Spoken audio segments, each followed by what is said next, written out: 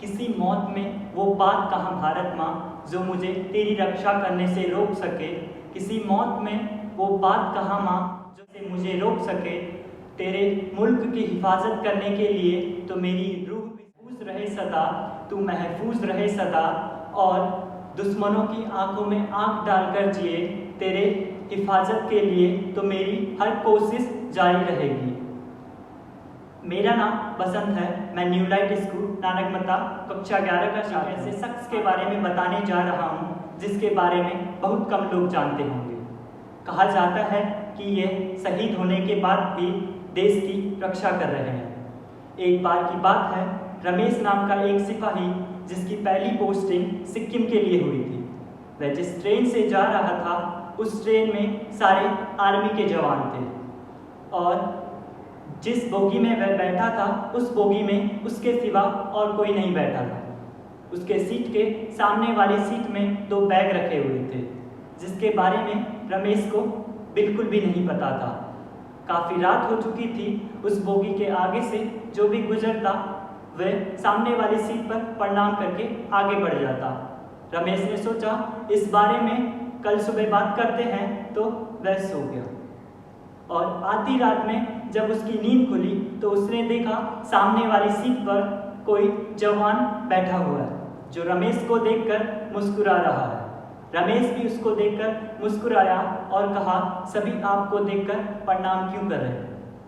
तो उसने कोई जवाब नहीं दिया और पहले की भांति मुस्कुराता रहा। रमेश को ये देखकर थोड़ा अजीब लगा, लेकिन फिर वह सो गया। अचानक से जब उसकी नींद खुली तो उसने देखा कि सामने कोई नहीं बैठा। ये सोचकर रमेश को सारी रात नींद नहीं आई। जब सुबह वह उठा तो उसने सबसे पहले यही सवाल सबसे कहा कि मेरे सामने वाली सीट पर ऐसी ऐसी बातें हुई। तो उन्होंने बताया कि ये सीट हरभजन सिंह की है, बाबा हरभजन सिंह की है। हरभजन सिंह जिनकी पोस्टिंग 1966 में हुई थी इंडो चाइना के बॉर्डर पर। कहा जाता है कि बाबा हरभजन सिंह 40 सालों से देश की रक्षा करते आए हैं और ये भी कहा जाता है कि बाबा हरभजन सिंह को 2 महीने की छुट्टी दी जाती है जिसमें उनका सारा सामान रेलवे स्टेशन से सैनिकों के द्वारा उनके घर भिजवाया जाता है। और बाबा हरभजन सिंह की मृत्यु एक ग्लेशियर में फंसकर हुई थी। जब 3 दिन तक उनको ढूंढा और उनका कोई पता ना लगा तो उनको भगौड़ा घोषित कर दिया था। फिर एक रात अपने दोस्त के सपने में आए और उन्होंने बताया कि मेरा सब इस जगह मिलेगा। जब उन्होंने उनका शरीर की खोजबीन करी तो उनका शरीर बिल्कुल उसी जगह से मिला और इसी वजह से बाबा को हरभजन सिंह को बाबा की उपाधि दे दी है और उनके नाम पे एक मंदिर भी बना है। और कहा जाता है कि अगर कोई सैनिक बॉर्डर पर अनुशासन में नहीं रहता है तो बाबा हरभजन सिंह उसे सजा भी दिया करते हैं और अगर ड्यूटी करते वक्त किसी की आंख लग जाती है तो उसे थप्पड़ मारकर भी जगाया करते हैं। जब ये सारी बातें रमेश ने सुनी तो उसको थोड़ा अचंभित सा हो गया और वह सबसे पहले बंकर में पहुंचकर बाबा के मंदिर गया और वह सारी बातें याद करने लगा जो उसके साथ ट्रेन में हुई थी।